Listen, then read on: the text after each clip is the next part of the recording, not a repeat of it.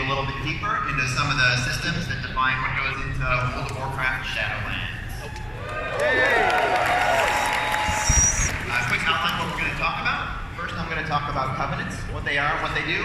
Next, we're going to talk about some of the changes that are coming to leveling. Next, after that, classes, what the changes for your classes, and the philosophies about what we're thinking about making those changes. And lastly, I'm going to talk about Torghast and the maw that surrounds it. So without further ado, covenants. First, as you know, we are going to the Shadowlands.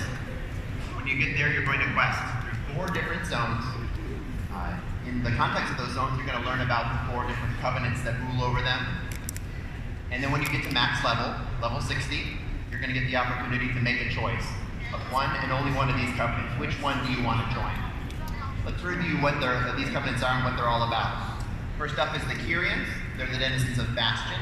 Their role in the Shadowlands is to shuttle souls from the world of the living to the world of the dead.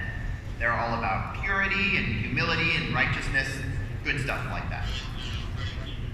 Up next are the Necrolords. These guys, their role in the Shadowlands is to defend the plane against outside invaders. They're comprised of abominations, spies, warlords, very much kind of a proto-scourge vibe. The Night Fae. These are the denizens of Ardenweald. Their role in the business of the Shadowlands is to shepherd the cycle of life and death. When a powerful wild god or powerful character of nature dies and passes into the Shadowlands, the Night Fae will help bring them back to health so that they can return to the land of the living again. And lastly, the Venthyr. These guys live in Revendreth. Sounds like we maybe have some Venthyr fans. They're the punishers of the unworthy. If you were evil in life, sinful or prideful and the like, you might get sent to Revendreth, and the Venthyr will bring you low so that you can be built back up again as a functioning member of the Shadowlands. There's a lot of choices that are factors that are involved in making this choice of which covenant you want to join. Let's discuss what those are. First up, your covenant sanctum. This is a place you're going to be spending a lot of time, not unlike your faction hall that you had, or your class hall that you had in Legion. So think to yourself, where do you want to spend time in Shadowlands? Do I want to be in a glittering city in the sky with the Necrolords? Do I want to be staying in this big, awesome-looking skeletal statue of a warlord? Do I want to be in the glittering, galaxy-surrounded vale in the middle of the forest? Or in a spooky vampire castle? The choice is yours. Next big thing to consider, the abilities they're going to teach you. The first is a covenant ability, which everyone in the covenant learns, independent of your class. This is a non-combat ability typically, although you can use a lot of them in combat. I like to say it's a way that you can solve a problem without fighting it. As an example, let's look at the Night Fae's covenant ability, Soul Shape. With this, you turn into a spirit fox. It gives you a short dash, and also, during the duration, enemies ignore you. It lasts for 10 seconds, or as long as you want if you're in a rest area. So there's a couple applications here. You can use it to just, run forward pretty quickly. You can use it to skip a couple creatures you don't want to fight for one reason or another. Or you can just hang out as a fox. One cool thing about this ability, which isn't reflected in the tooltip, is that it's customizable. There's a number of different creatures.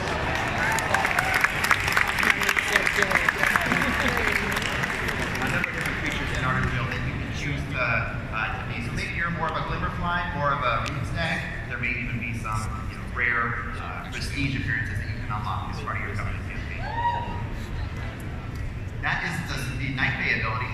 Unburdened is the Kyrian ability. It's playable on the show floor. This is a much faster dash. You get 300% faster. Lasts a little bit longer, but also you can kind of use it to float across canyons and things like that. It also will reduce the radius at which enemies detect you, so you can kind of sneak around things.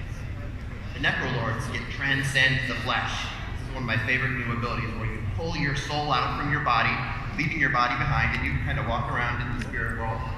And meanwhile, your body stays behind and keeps doing whatever you were doing before. If you were just in town, it'll just stand around. If you were fighting a creature, it'll kind of dumbly keep fighting it, maybe use 1 or 2 of your abilities, and you can do whatever you want. You can fall down a cliff and not take damage because you're a spirit, right? You can run behind a tree and then pull your body back to you and confuse whatever you were fighting before.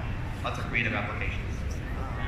Lastly is Door of Shadows, the Venthyr ability. This is probably the most straightforward. You just pick a location, and then within a couple seconds, you're there. Very similar to Reaper Teleport in Overwatch. Overwatch 2, if you're familiar with those two. You're also going to learn a class ability. This fits in the space, the intersection of what your covenant is all about and your class is all about. This is a way to solve problems by murdering them. Classic World of Warcraft ability. It should feel kind of like your artifact active abilities from a couple expansions past. As an example today, let's look at the Kyrian Mage ability, Radiant Spark. Okay, so this ability does arcane damage, independent of whatever your spec is. All mages will learn this if they join the Kyrian. It also deals damage over time.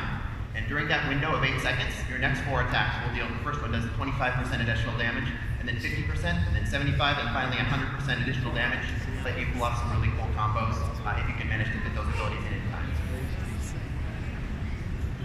We're going to use Mage for our other examples as well. If the Mage joins the Necrolords, they'll get Contagion Bolt. It has kind of a similar container to Radiant Spark, but plays a lot differently.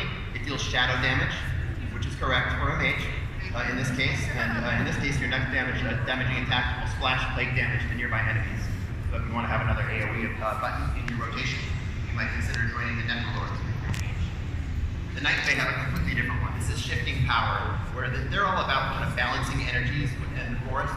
You get to do this by kind of pulling energy out from the ground, channeled over 3 seconds. Every second you channel will grant you haste. You can use it as a self-buff, and it also damages enemies nearby. And lastly, the Venthyr have Mirrors of Torment. So the Venthyr in their zone will use mirrors to kind of reflect the sun's light and punish their enemies. You can do this to punish your enemies by joining the Venthyr and to make 3 mirrors kind of rotate around your target, and anytime they do anything, cast a spell, use an ability, they'll be rooted and take damage. Okay, stepping back a little bit, story time. Soulbinds. Within the story of the Shadowlands, any 2 characters can choose to bind their souls together. This can be the result of a powerful friendship, a romantic relationship, or just very close brothers or sisters in arms. When these 2 characters choose to go through this ritual, each one will get some power from the other one. When you join a covenant, you get to bind your soul to the characters as well. Here's some you might find too in the Venthyr covenant. On the left, you'll see Theatar, the Mad Duke.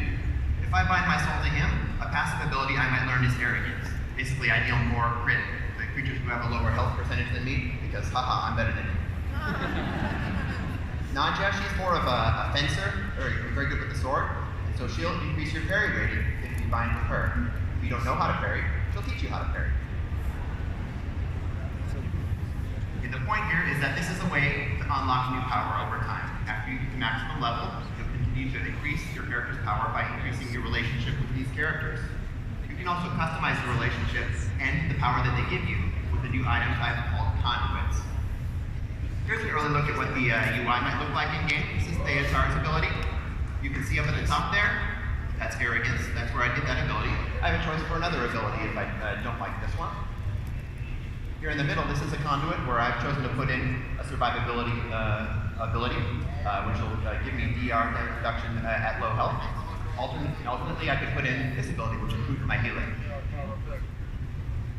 So without getting into too much detail, the point here is to give you a system which allows you to choose the soulbind which best suits you. You should be able to choose these for whatever reason you like. Maybe you like the way that Theatar's abilities feel. Maybe you think that Nadja is better because it's higher damage throughput.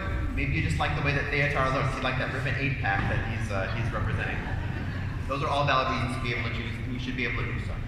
You can also switch soulbinds fairly easily as switching talents. Just pop a talent tome or whatever, and you can switch your soulbinds to counter a particular challenge. And of course, these are big characters that have rich inner lives, and you're going to learn a lot about them as you adventure with them in the Shadowlands. I would like to point out that these are not necessarily bodyguards. The nature of the soulbind is you get their power even if they're far, far away. So you're not going to have them following you around all the time. Okay, in addition, you're also going to get lots of cool stuff. There's weapons and armor which really reflect the aesthetics of what your covenant is about, including backpack style cloaks. I call them backpack style.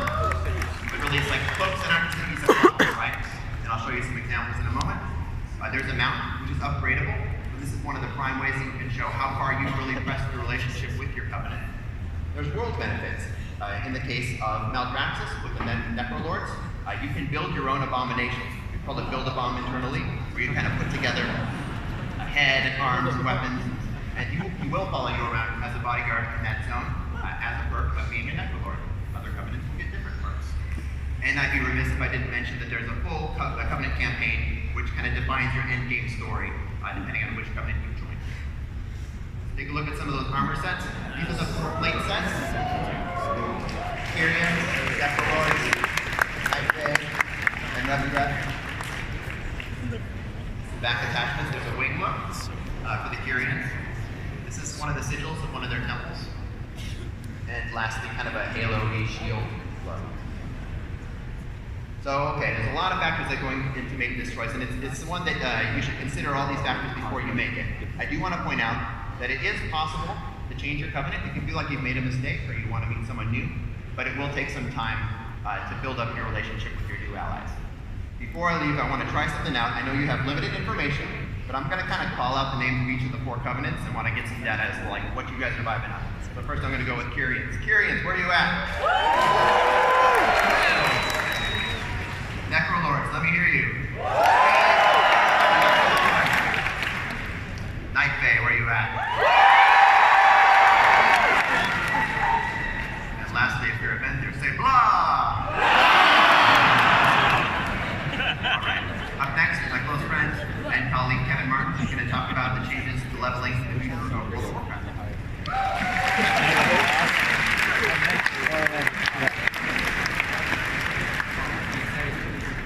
Hey everybody, it's great to be here. Hope you're having a great time. So, 15 years of World of Warcraft now, and it's quite a privilege to be working on a game like this, announcing our 8th expansion. Azeroth and all the worlds we've attached are such a huge, awesome canvas to tell stories on. But along the way, we have had some issues that we've wanted to solve. Some things have come up as we've put 120 different levels in the game. A bunch of things have happened, and we tuned them over the years, as you've seen. I want to talk about what comes next for that. So first and foremost, this is the main thing we hear from everybody, that leveling takes too long. And I'll dive into that. We got some pretty serious fixes for that. Levels are supposed to be meaningful in role-playing games. You know, that's like the core stat for most people is that. Like, that's your base level. What level are you? Is the first question you ask when someone's playing a role-playing game. Because of the 120 and the speed at which we level, or sometimes it's too slow, it's lost some of that meaning. We want to capture that and get it back again. And then weaving in and out of 7 or 8 storylines as you level up can get confusing pretty fast as well. So we have made a major push for this in that patch leading into Battle for Azeroth. Paul actually led this effort, the guy that was just up here, to rescale the world. And that allowed us to fix some of the problems we had at the time. There's so many areas and levels to go through that each of the zones had such narrow level bands that you would typically out-level the story of any given zone before you were anywhere near finished the story, and then all of the quests would turn green or even gray, and the role-playing gamer in you would want to move on and keep making progress. So that largely fixed it, leading to this current live state. These are roughly the level bands, and it's roughly in order that the expansions came out with some options, like it's 60 to 80 you can choose to go to Outland or Northrend and so forth. So we have some pretty huge overhauls of all of this. This is supposed to be festival as well, and I think it still is. When you're starting a fresh character and that whole big world's ahead of you, and there's so many adventures out there, that does and can feel special. But when most of the community, like when you're starting an alt and your friends are all, way further along, or no one wants to start with you because it takes too long, it's understandable. Or as a new player, it really feels like the party has left you, right? Like you're at the end of the parade and all you can see is a single plastic bag rolling by in the breeze sometimes. We'll have to fix that. I like that graphic. So, not every level rewarding. With the 120 levels, we have 2 problems basically. So either we give you a reasonable leveling time, and you run through the levels so quickly that you gain one like every 15 minutes, and then none of them really feel special. You take for granted every level.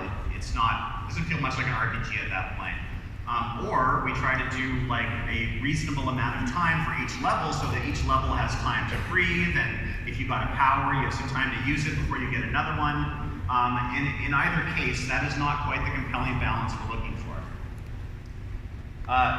Okay, so I probably don't need to explain this. If you've alted like basically all in the last 10 years, Your question as a horde player might be,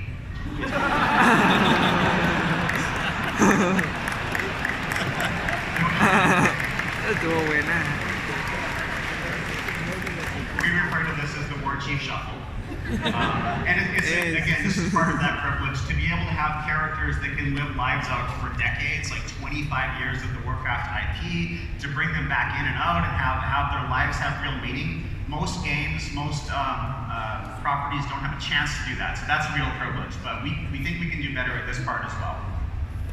And then Pandaria is a great example of, since Pandaria was the current live expansion, you have not been able to play through that level up story start to finish in a way that was relevant for your character. At this point, and I checked the data on this, most of you who choose Pandaria to level in the 20 level band it has, will get through Jade Forest, which is a very big starter zone, and then half of the next zone before you've out-leveled that band and you've already moved on. And I don't think that does justice to all of these expansions we've released before. So from those problems come these goals. Streamlining leveling, I'll get into how that works, but it's going to be a lot faster and I hope a lot better. Along the way, we'd like to capture those expansion level stories again and give you an opportunity to complete one of those.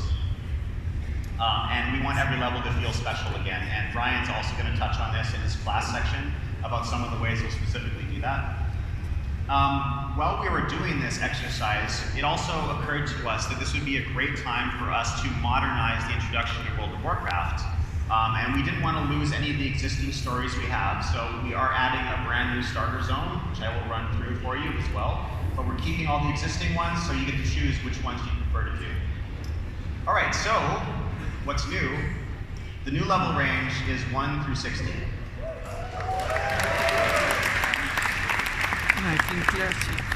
Primarily, it's not about balance. This is about having the numbers match the fantasy and having good pacing for leveling. So the levels come at the right pace to match what's best for what's coming new with each level. And along that lines, every level should unlock access to new content, new talents or powers or abilities or new places to go, something special every level. You probably want to know what significantly means, and it's, depending on your playstyle, 60 to 70% faster to level from 1 to 50.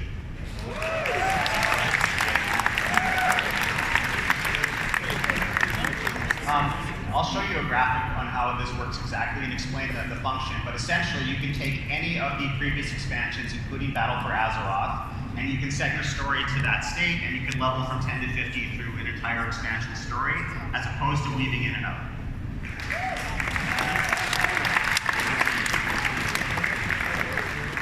And then lastly, our new starting zone is an island called Exile's Reach, and I have a lot to show you there in just a moment. For your current live characters, what this means is basically that you will scale to match the new range. Simply put, level 120s will become 50, and any level between those numbers will have some simple formula to match it to its new appropriate level. And you will level from 50 to 60 in the Shadowlands. I think Ian went over all this yesterday in his panel as well, if you happen to see that. And once again, not about balance. It shouldn't feel any different. You should be able to do whatever you're doing now. Many of us probably have characters that we're using to solo old content or to collect mounts or transmogs or something. That should feel the same. This isn't like a number squish or anything like that. It's just about, again, having the level number match the fantasy of playing the game and feel a little more like an RPG in that aspect again. So one more glance at what it is right now on live, and when we're done this pretty big job, it's going to play out like this. All starting zones, including our brand new one, are going to be scaled from 1 to 10. This means Death Knight and Demon Hunter as well, and I'll talk about allied races a little bit later. You can then choose any expansion's story to level through, including Battle for Azeroth, and you will level at that point. When you get around 50, you'll go to Shadowlands, you'll be quested naturally there, and enter that storyline. So put yourself back in the shoes of someone who's never played before, and this will feel a lot different. Our plastic bag going by will not be there anymore. From character creation, your only option as a brand new player for your first time through is Exile's Reach. Here's our first shot of the zone. So the story here is that your faction has learned of this previously uncharted island. They sent an expedition there a couple of weeks ago, and it is not reported back. So you, as a new recruit, are part of the second expeditionary force, a bigger, stronger force to try to find out what happened to the first one.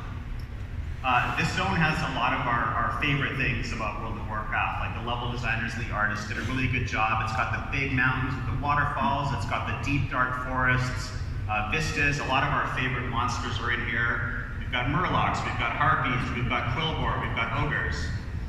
In fact, the story of the zone is essentially that there is an ogre who is he's captured all of your forces, and many of the ones you bring with you as well, and he intends to sacrifice them in a big ritual to bring a dragon back from the dead. And the reason I mention that is one of my favorite parts of the island is that we are ending it in sort of a mini 2-boss dungeon. So it does not have all of the trappings and limitations of a fully fledged dungeon, like you don't have to have roles. It'll scale to match the party that you have, so you can play it alone, you can play it with friends. There's an NPCs in there to help you out. You can queue or not queue as you prefer, so it's not meant to be a blocker. But it's supposed to introduce people to the concept of things to come, to show them the promise of some of our favorite features as longtime players. And it'll end on that big hook. You get to kill an ogre and kill a dragon, and that really captures the attention of your faction leaders. So from there, from being a new recruit, leveling up to 10 in here, you will be quested naturally into the capital cities. You get the lay of the land a little bit before then moving right into Battle for Azeroth. So again, for the first-time players only, they have to level up in Battle for Azeroth their first time. The reason we selected this is not just because it's our most recent expansion, but I think because shared history and shared stories help build community. And one of the things we hear from new players is they feel like they're left behind, like they're not part of the existing community. Coming into Shadowlands with these most recent events in mind, with everything that happened to our big cast of characters, coming with the same stories and the same events entering Shadowlands, I think that they're gonna feel a lot closer to where everyone else, where the rest of us are at when they get there. So for existing players, you can also choose to go to Exile's Reach if you want, and I think this has some benefits. It's new, so the first time will certainly be fresh. But also, if you play 2 different races in a given faction, you don't have to spend that time walking across the world, having one of you to meet somewhere where you can level up together. You can start in Exile's Reach, that should be nice as well. Or you can choose any of our existing starting zones, as you always have. This is part of the legacy of the game. I think we all have a lot of memories here, and we didn't want to get rid of them just to add something new. We'd rather add the new thing as an option in this case. Thank you.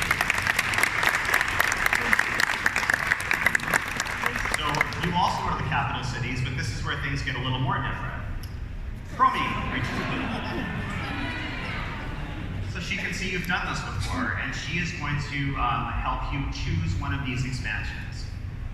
You can think of this as analogous to outdoor time walking, essentially. So you will choose setting, will aim you at the correct story, and you can do all of your leveling all the way up to 50 in which of these stories you want to.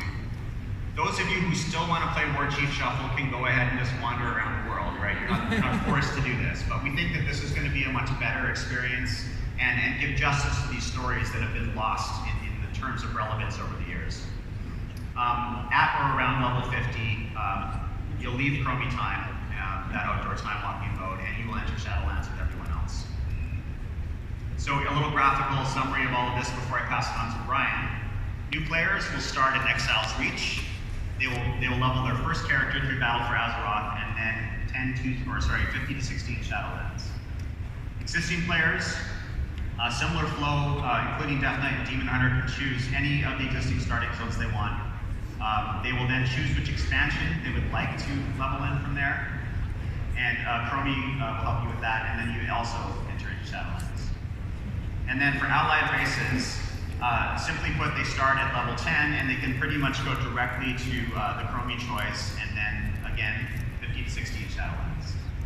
Okay, so that is it for me. I want to pass it off to Brian Blanco to tell you about that.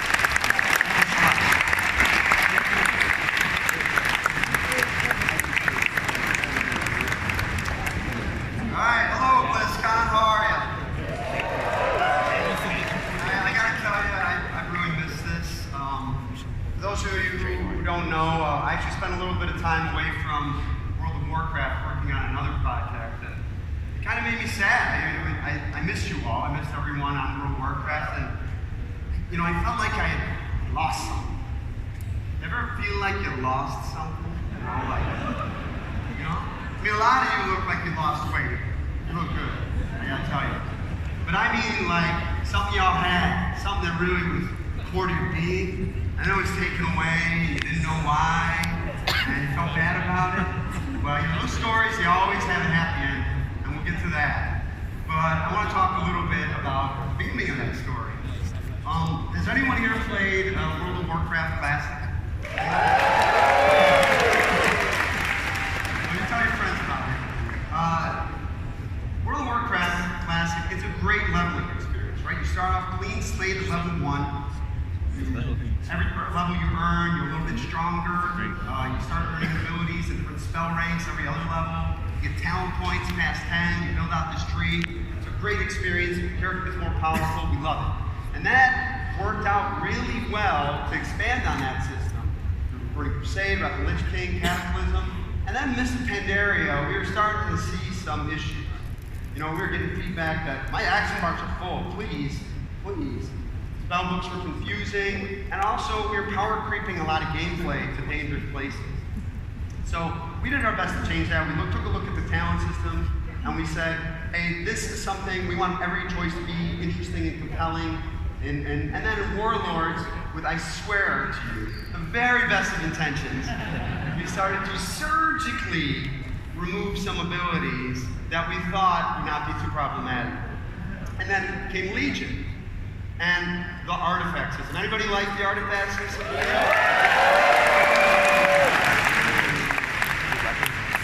The artifact system was great because it was these awesome iconic weapons that every spec got to use. 36 different weapons that a spec got to use. And as part of that, we wanted to deliver like every spec being super cool, super distinct, and playing to the fantasy of these weapons.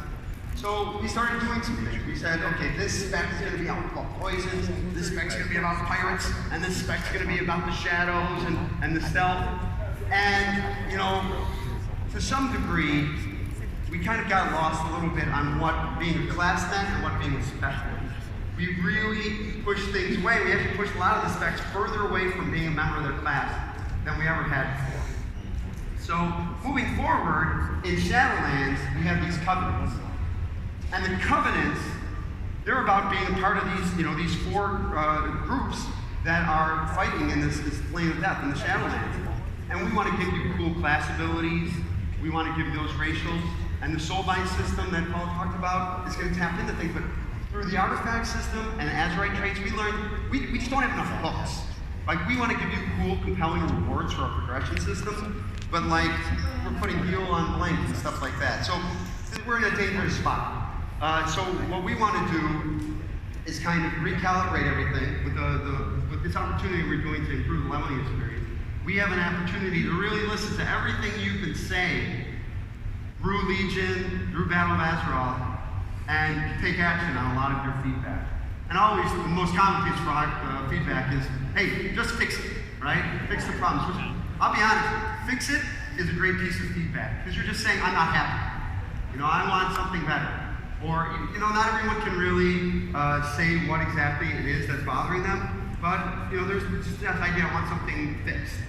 But we, you know, have to gauge how disruptive we want to be, because when you're going in the Shadowlands, and you just loaded up on launch day and you're going with your friends, we want you going into the Shadowlands. We don't want you to be like, I don't remember how to ride this bicycle. We want you to get in there and get in the game right away. So we want to fix problems, but we really want to make sure that the things we're doing are worth the disruptions to the players. Because someone is playing that spec that's probably pretty happy right now. So we only want to hit home runs as much as we possible. We want to say, is this more fun for the player, or are we doing it just to fix kind of a problem that bothers us as designers? So I don't think you'll see as extensive class changes as we saw in Legion, but we're going to be mostly additive. Because as Kevin mentioned, we want to make sure that every level is rewarding. So you're going to get a new spell, or from 1 to 60, you're going to get a new spell, or a piece of content, a dungeon, maybe you get access to your mount, or one of your spells is going to get bigger and stronger. And part of that's a lot of abilities that we got to give you. Part of that is this idea of returning to class from spec. So let's say you're going to make a priest in Battle for Azeroth. So you make a level 1 priest. Well, actually, you make a level 1 discipline. And then you play from 1 to 10, and you're that discipline priest, and you hit 10, and you're like, well, now I want to be Shadow.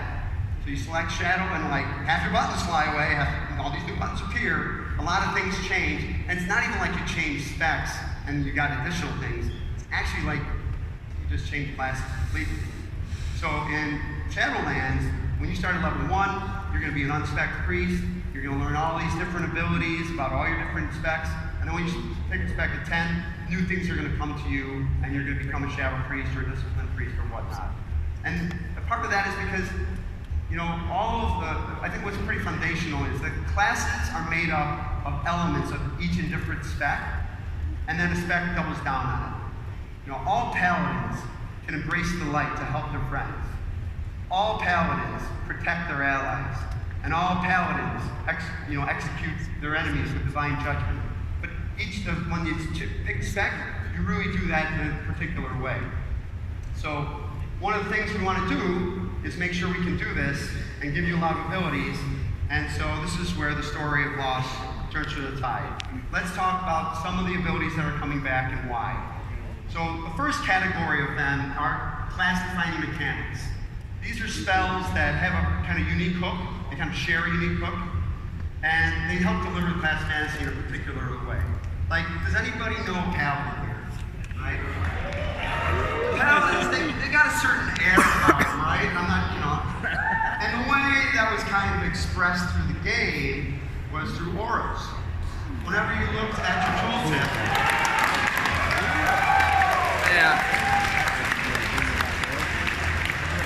whenever you used to look at your buff bar and you saw that little shield, you knew that a paladin was with you.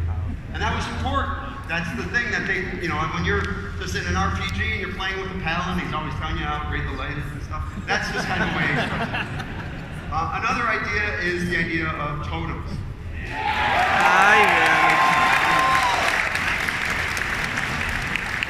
Now, shamans still have some totems. Maybe they'll throw down capacitor totems. There's not a bunch of enemies.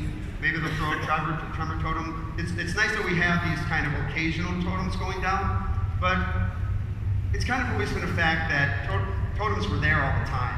So just giving back some persistent totems like healing stream totems to the whole class or searing totem, just to give a little additional presence that everybody will see these totems laying around there and know there's a shaman in their group. Are there any rogues here? Nice, you failed the first test of being a rogue.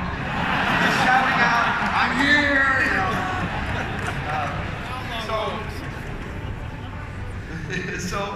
So rogues, when we were making assassination rogues in Legion, we said, they're going to be the poison spec. And so we just put all the poisons towards them. Well, no more. Poisons are going to be a rogue class-wide thing. Because, you know, rogues are the only class that puts poisons on their weapons, and it's really sneaky in that way, really is sneaky. And that we think that's an important part of being in a class. And the last one is warlocks and curses. So it used to be the case that every warlock would put one curse on one target, and they had to make an important choice there. Do I put Curse of Doom on there, and then later it's going to explode and the Doom Guard will appear, and I'll be able to enslave it and have it join me? Or do I put Curse of Recklessness on there and make sure that these guys don't run away? And we thought that was a fun and cool choice, and we want to bring it back. Now, as I was mentioning before about classes leveling up, part of that, starting from 1 to 10, starting on spec, part of that is getting a little taste of every part of your class. And for some classes, they have different roles. And let's say mage, for example, they're a damage dealing spec. So we feel like it's important that you tap into the different schools that you have as a mage, and then you specialize in a particular. So let's say you start off learning Frostbolt, Fire Blast, Arcane Explosion. These are all different ways of dealing damage, and they're all done through different schools. But it still gives you that sense of like, I'm a mage, I'm a master of these elements, these arcane elements, fire and frost, and but still, you know, when you pick frost, you're mostly using frost spells for rotation. Another idea is how those spell schools lean into a particular role. So let's give an example of priests. All priests can tap into the light to heal their friends, and they can harness the shadow to destroy their enemies. Now, a lot of you probably tap into the light to leap of faith your friends and destroy your allies. And you'll still be able to do that because the idea that a holy priest could cast Shadow Work Death to kill and finish off a mob, or Shadow Priest rather than using Shadow Men was using Flash Shield, just kind of leans into that class fantasy of what am I doing now, what's my role, and the spell school supports that. And then kind of a minor point is the idea of the weapons that you get as part of your class. Let's say you're a shaman, you start with a mace and a shield, but if you're an elemental shaman, you never get the experience of smacking anybody with that mace, and we think that's pretty important. So like at level 1 to 10, you'll get Primal Strike, and you'll be going around hitting people with maces. Or if you're a warrior, and you have your shield, and you get a little taste of what it's like to be with protection and shield block. And those are things that are going to go with you for a long time. Now another category is just these iconic class abilities. So you made it clear they're just some abilities that they hold a special place in your heart, and you want to see them back. And like these are like spells that either their original incarnation were class-wide, or for whatever reason you've just always had them, but we've taken them away. So here are just an example of spells that are coming back class-wide.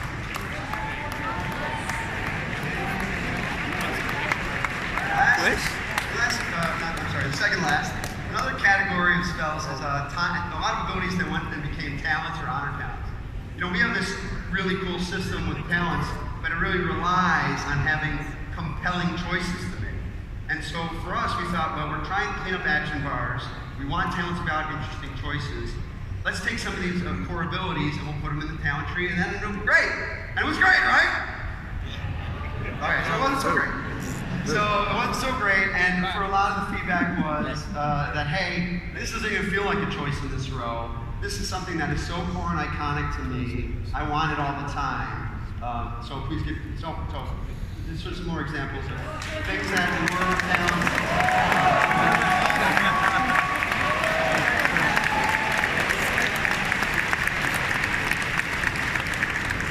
And the last category is just like me and you guys, long lost friends, back together. These are abilities that are coming back, and you know they've been gone for a while, and they've gone away for different reasons. Maybe we couldn't find a lot of application for them. Maybe we felt like they stomped on the niche of another spec. Maybe they were used to kill your friends in ritualistic ways.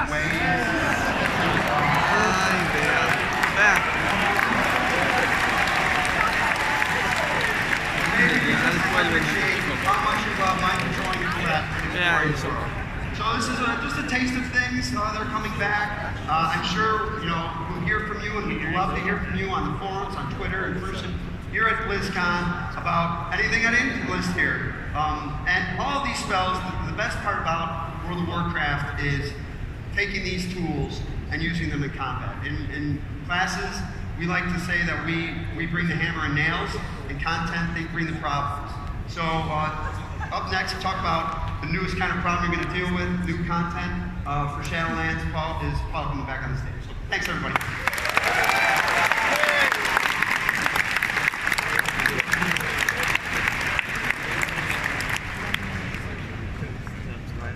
You guys, I'm super excited to talk about this next feature. We're going to talk about Torghast, the new dungeon experience, which is coming from World of Warcraft, and the mob that helps us around. But first, let's get the setting. What is the mob? It's a zone. That means it's a place you're going to go. You're going to see other people there. It's a shared space. It is our access point to Torghast. If you want to get into Torghast, you have to go into the mob first. It's the home of the jailer, this mysterious character about which not much is known other than he's probably bad. And historically, the maw has been a prison for the vilest souls in the cosmos. So you might remember earlier when I was out, I said that if you were evil and sinful, you got sent to Revendreth. That may have been a little bit misleading. That's where you get sent if you're bad, but capable of being redeemed. The maw is where you're sent. There's no hope for redemption for you. Throw you in this place that's inescapable forever, throw away the key. The reason I say historically is because that's been the case up until a point a few years ago where something broke in the machinery of death within the Shadowlands. In the past, souls used to go to the Arbiter to be judged. You're a good soul, you go here. You're a medium soul, you go here. That's the maw. Now all souls are going directly into the maw. That includes all the casualties of the Fourth War, all the casualties of Teldrassil. You as a player have a special role. You learn this pretty early. You are a maw walker.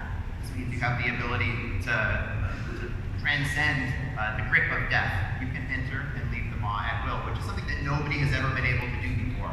And this is one of the reasons that those covenants are so interested in getting you to join them, other than you just being a really good hero, is because you can complete missions that they can't do, right? You can go in and save souls that have been unjustly imprisoned. You can save your friends that are in there. Maybe even ultimately should have come to it, you can take the fight to the jailer himself. So I thought that the best way to share with you guys how the maw plays and deals would be to do so in the context of a story. So I'm going to tell you a story about two brave, strong heroes, Paul and Brian. You can see from our portrait frames up there, I am a Natural Lord, he's a Night Fae. A lesson there, you can play together with people in other covenants, it's not an exclusive choice. So we are going to the maw. Our plan today, by the way, in the story, is we're going to go climb Torghast together. Brian is there, he's waiting for me at Torghast, I'm going to go join him. But first I need to go into the maw, which is this endgame outdoor zone. It's a terrifying place. It's not just a place where we take the same types of creatures you see in Ardenweald or Revendreth and just blend, paint them with a dead-ear coat of paint. No, it's actually significantly more dangerous there. And that's not just the creatures, but the environments and the mechanics of the space itself. You're welcome. So I enter the maw. I'm making my way over to Torghast to meet Brian, and I run into this guy. I'll admit, I'm actually a pretty good player of World of Warcraft personally, so I figure I can take this guy on. It shouldn't be a problem. It was a problem. And that's fine. This has happened before. As I release, I see something. And this is, the jailer has noticed you. What this is a mechanic called the Eyes of the Jailer. Anything you do in the maw, whether it be killing one of his elite lieutenants, dying to one in this case, saving souls, completing objectives, they will all incur the ire of the jailer, and you will send increasing punishments at you. The first might be that the shade hounds you see around the area might start to notice you from farther away. Their aggro radius is increased. So the more and more I do, the more these guys will start adding on to my fights. Later, the jailer might say, go kill that guy, he'll send kill squads directly to go kill Paul, he's the one who's causing all this trouble here in the maw. It will become more and more and more deadly. The lesson is, be surgical, be careful, know what you want to do, get in and get out, and try not to die too often. Luckily today that's not too much of a problem. I'm going to just pass through the maw to get into Torghast, where I meet Brian. Would have been nice if he helped me kill that elite, I might say to him. But we are here now, Torghast. This is the center of the maw. This is where the jailer himself is, as well as his most elite lieutenants, his most prized possessions, prized prisoners. It's also a strange place, a confusing place, a place unlike we've never seen before in World of Warcraft. So we are going to climb it. Here's a shot of the interior of Torghast. I love this shot because every time I see it, I think this is a cool painting. This is actually an in-game shot of what it looks like inside of Torghast. Our artist did an awesome job. And now we are inside the tower. We're now in an instance. It's a scalable dungeon from 1 to 5 players. That means you can go in solo, you can go in with a group of 5 players, bring a tank and a healer, or maybe just 5 DPS, and it should always just work out. That wasn't a joke, it actually does. It works. As you climb the tower, your enemies will get significantly stronger. Terrifyingly so, it's actually like a lot stronger. But you're going to grow in power too, with temporary powers per run that you get as you climb the tower. Of course, as you climb as well, the tower is going to increase in complexity. The first couple floors might be your standard dungeon crawl where you kill creatures, explore hallways, and try to find the stairs to the next level. Higher up, you'll be dealing with traps, puzzles, locked doors, more dangerous minions of the jailer, and so on. There we are. So, this is not our first time here in the tower. I distinctly remember last time when Brian and I came, there was this hallway which curved off to the left, and there was this caster defending it. This time, there's a hallway curving to the right, and there's this melee guy in the way. Okay, this is maybe a simplified example of the fact that the tower is always changing. The layouts are variable. They're built for exploration. You're not going to know where you're going anytime you enter Torghast. You need to explore and find your way. And because of this, by and large, this is not a timed mode. This is not a big fuck, right? This is a different thing. The goal here is to be thorough. Always be exploring. Try to get as much power as you can before you ascend to that next floor where the enemies are going to be that much more deadly. And that power comes in the form of something called anima. So anima is this magical soul stuff that pervades the Shadowlands, and when it manifests in the Maw, it does so in this sticky, gross, stringy black stuff that has incredible potential power. Power, like you can see here, I can make a choice when I get some anima. There's a fairly straightforward choice. Do I want some additional maximum health or some additional mastery? I'm a DPS player, so usually I'll take that choice on the right, but I'll tell you, if I take this choice every single time in one particular run, I'm going to die pretty quickly because it's going to get really deadly. I need to make sure I'm shoring up my survivability as well. Here's a more interesting choice we might find, the Corruption Antenna. Your attacks have a chance to deal additional shadow damage over time to your targets. Okay, so it's a way of me doing more damage in a shadowy way. Why is that interesting? Because later I might find another power like this, the Shadowed Iris. Dealing shadow damage has a chance to blind the target, severely reducing their chance to hit me for a time.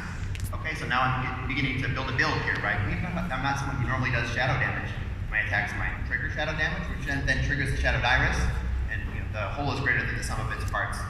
We have synergy. In our adventure today, this is the epic power that I find, the Golden Idol. This is a power that actually doesn't give me any direct player power at all, but it gives me information. I can see which enemies are holding additional anima, and this is especially good in groups because only one of us has to have it as long as we're talking with one another. I can see like, oh, that hallway, we don't want to go down there, it's dangerous, and they're not carrying anything. Over there, that unassuming guy, he's got something, let's go kill him. It works out great for a run. Brian takes a different tactic. He takes Ardent Endurance, which increases the duration of his soul shape by 50%. So he's going to be running around much more often as his rune stag form. He finds floating fodder. So there's this creature that lives in Torghast. It's called a maw rat. They're this kind of an irritating critter-like creature that pretty easy, but they get harder the higher you climb too. This makes it so that whenever a maw rat dies, they explode for 10,000 damage to everything nearby. And Brian manages to find 8 stacks of floating fodder, so now they're exploding for 80,000 damage every time they die. Lastly, to complete his trifecta, he finds the heavy hoof sandals, which makes it so that while you're under the effects of soul shape, maw rats can simply die. So we come up with a strategy where we find a little mini boss over here, leave him, kill everything else. There's a bunch of rats, okay, we'll kite them over, soul shape, explode them all. It goes from 100% to 0% instantly. It works great. Look how proud Brian looks of his discovery. Up until we get to a point where there's no maw rats, his build stinks and we die. So yes, Torghast is always changing. That's true, it changes from run to run. Additionally, it changes over time. As you press farther and farther into the maw, the jailer will change his tactics against you. After a couple weeks of the expansion, there will be an event called the Beasts of Prodigal, in which the jailer floods the maw and Torghast with bestial creatures like shade hounds and soul eaters and the like. This changes the creatures that you're going to be fighting. It changes the fighting experience in Torghast. It also changes the powers that are available to you. You might find the Chain of Command, which summons a shade hound that stuns and taunts, or maybe a different one. An item which summons a soul eater that inflicts area of effect damage and silences. And then after you hit these, you might find other powers which make them hit harder or survive longer, or make it so that you run faster when you're near them. This completely changes the pool of abilities that are available to you, changes builds that are available, and is one of the things that will keep the system really fresh and should be really fun. It's probably the thing I'm most looking forward to. Of course, having fun is only half of it. The other half is what do I get out of it? And the answer shortly is legendaries. So when you climb Torghast, you will find runes. You take these runes and bring them to a mysterious rune forge, which is run by an even more mysterious rune sage. And this character will help you build legendaries, and in doing so, maybe learn a little bit more about the backstory of Frostmourne and the Helm of Domination. Most importantly, when you're making these legendaries, it will be with a great amount of determinism. You can choose what slot you're making it for, what powers go on them, maybe even what secondary stat distribution you have on them. This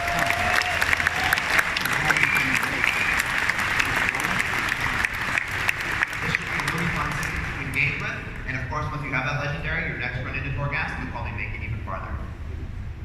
That is all the time we have for the panel today.